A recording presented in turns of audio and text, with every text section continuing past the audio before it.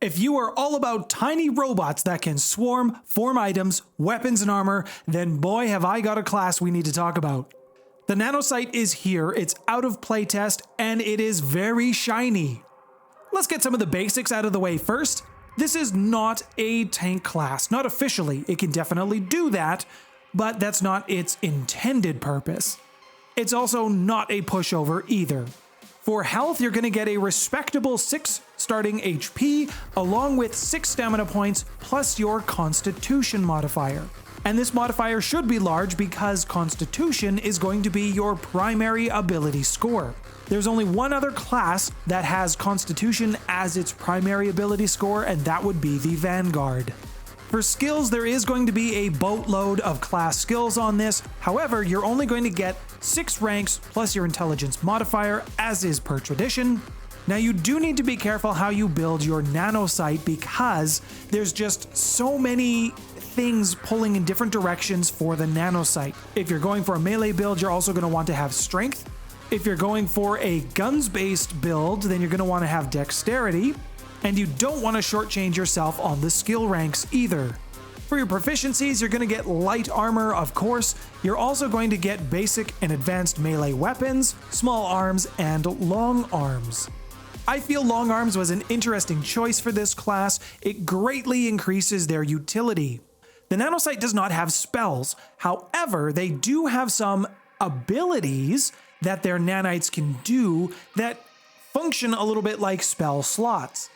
They call these major and minor forms. You can only use them a certain amount of times per day, and in order to recover them, you must have a full 8 hours of uninterrupted rest. I will get to a description of these forms in just a minute. The Nanocyte is a fantastic utility class, and it will definitely hold its own in a fight. When you take your first level of Nanocyte, you will gain quite a few level 1 starting abilities. First is the ability to perform what's called a nano surge or a nanite surge. You can use the microbial robots inside of your body to perform special feats. Some of your abilities and your knacks will require the use of a nanite surge, or they will change the ability in some way, and the amount of surges you get is directly related to your class level and your Constitution modifier. And once you hit level 5, you can use a resolve point to gain a nanite surge and use it right away. You also gain the ability to form a nanite array. As a move action, you can make your nanites form one of 3 arrays. The stealth array gives you a +1 enhancement bonus to your reflex saving throw and a +1 bonus to 2 skills from the following list: acrobatics, athletics, sleight of hand, or stealth. At 3rd level and every 4 levels thereafter, the bonus increases by 1. You also gain some temporary hit points equal to your Nanocyte level. Can't go wrong when you can force yourself to have more hit points. Next is the Cloud Array. This pushes the nanites out of your body to form a mist or a cloud, and it makes you harder to hit, and you can also control and move this cloud to gain an advantage on the battlefield.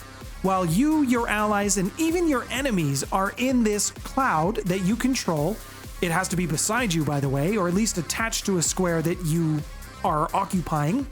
Everyone in the cloud gains concealment, and there is a 10% chance that attacks will just straight up miss. As you level up the class, the effects from this cloud will get a little bit stronger, the concealment and the miss chance goes up. I would play this as having more nanites in your body, they form larger or thicker clouds, and that's how I would visually handle this. Lastly, we have Gear Array, and this is where those major and minor forms come into play. Your nanites will essentially form themselves or take the shape of an essential piece of equipment, a weapon, an item, gear, augmentations. You can direct your nanites to take the shape of whatever you need, and depending on what you want, requires a major or a minor form. Major forms include weapons, cybernetic enhancements. Minor forms include technological items, excluding your weapons and armor, as well as personal items. I can see creative players having some real fun with this particular aspect of the class. At level 1, you will also get your primary Nanocyte faculty. Your nanites are designed to excel at one thing and do everything else kind of meh. Keep in mind that when you make your decision, your primary faculty cannot be changed, so once you've made the decision, it's locked in. A little bit later in the video, I will cover the faculties. I won't go in depth into each one, but I will give you an overview or the design concept of each of them so that you can gauge the playstyle for Nanocyte that you want to have. You will also gain your first faculty technique, and every 4 levels thereafter you will gain a new technique in your faculty. I am greatly simplifying things here. If you want all of the details, you should probably pick yourself up the Tech Revolution's book. I will have an affiliate link in the description below if you want to pick yourself up a copy. If you want to see what you're actually going to be buying, I have done a review of Tech Revolution that will be up here. There is also a link in the description of that video if you still decide you want to purchase it. At level 2, you gain defensive dispersal. Basically, you can use one of your nanite surges and protect yourself or your body from receiving damage in some way. It's pretty cool. Your nanites, they form a protective barrier around your body, or they reshape and move your body so that the damage is lessened by an amount that is equal to your nanocyte level, as well as your constitution modifier. And the first time you use this within a day, you'll get a +1 bonus to that damage reduction, and then it's just regular after that. At level 2, you will also gain your first nanite knack. These are special abilities that you can use for your nanites, and you'll gain one every 2 levels. At level 3, you will gain the ability to like and subscribe to this channel if you want to see more Starfinder content like this from myself. Shameless plug, I know. You will also gain the ability cytoconversion. This makes you more resistant to bleed effects, disease, sleep, poison. Did I mention that with this ability, there's a chance that critical hits against you can become regular hits? Because that happens too. Nothing interesting happens class-wise until level 7 now, where you get Manifold Array. You can basically split your nanites into 2 arrays. Your primary one is rolled at your normal rolls. Your secondary one is rolled at a -4. At level 15, you can split your nanites into 3 arrays. However, your second one still gets the -4, and your third one gets a -8 to its roll, so I don't know how effective that's going to be, but it is an option there for you. Level 9 gets interesting because now you get to choose a secondary nanite faculty. You will gain the first level technique at level 9 as well, but you will still only gain the new techniques every 4 levels. So your second one will never max out. At level 11, your nanites become much more powerful. They are more resilient after you have done very strenuous tasks. One 10-minute rest will give you a nanite surge back. If you spend a resolve point, you gain 1 extra surge back. At level 18, your 10-minute rest gives you 2 surges back, and if you spend the resolve point, you still gain 1 extra surge. There is nothing that happens from level 11 to level 19 other than some of the other techniques and abilities and knacks and stuff that you would normally get. But at level 19, you become a living legion of nanites. When you're using your secondary and tertiary arrays with your nanites, the penalty is now reduced to -2, -4 on the third array. Once per day, you can supercharge your nanites. For essentially 1 minute, or a couple of combat rounds, you gain 10 nanite surges. And it's use 'em or lose 'em, baby.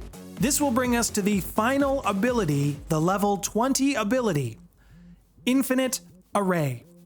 When you die, you essentially will not die. You can activate an emergency healing protocol and your nanites will explode out of your body, reform you. When you emerge from the nanite cloud, you will have 1 HP, 1 stamina point, and you can be carrying whatever gear you want, as long as it was on your person. Did I mention that you can also use this ability on an adjacent ally if they happen to die? Because you can. And if you spend a nanite surge, you can use this ability from 20 feet away. I would like to take You Can't Kill Me for 300, Alex. So now we know all the cool abilities you get from being mostly machines, at least on the inside. What kind of faculties are there to choose from? Your first is going to be Discorporation. And this isn't just slinging slurs at your most hated mega corporations. The nanites in your body, they will break you down, reshape you into whatever form you want. You are very flexible, very maneuverable, very liquid. Next, there is everyone's nightmare, Infestation. Your nanites bury themselves into your foes and destroy them from the inside. Obliteration tears your enemies apart from the outside in, and you can set your nanites to go explode your enemies to death. Redirection lets you and your nanites change your attacks, redirect energy. They become supercharged. They can move objects and they can lend more mass to your weapons, which means your bullets are heavier and can inflict more damage. On the flip side of all of these horrific things, you also have regeneration. Mystics are now not the only effective healer. I guess biohackers would have been alright there as well. This is a very cool class, it's a very cool concept, and I feel like it was executed pretty well. Nanocytes are going to be fantastic utility characters, they're going to be great support characters, and I feel like if you built them right and gave them the right equipment and gear, they could be effective tanks. They will definitely fill in any gaps within your party. I am slightly worried about them being a little bit on the overpowered side, and that's the first time I've said that about any particular class. I haven't had a chance to actually play one yet, so I don't know how the abilities will translate to real-world game mechanics. Overall, though, the reception has been very good for this class. If you want to explore some of the other classes in Starfinder that I've talked about, then please check out the playlist on your screen now. Thank you to all of my patrons for your ongoing support. My name's Nathaniel. Thanks for stopping by, everyone.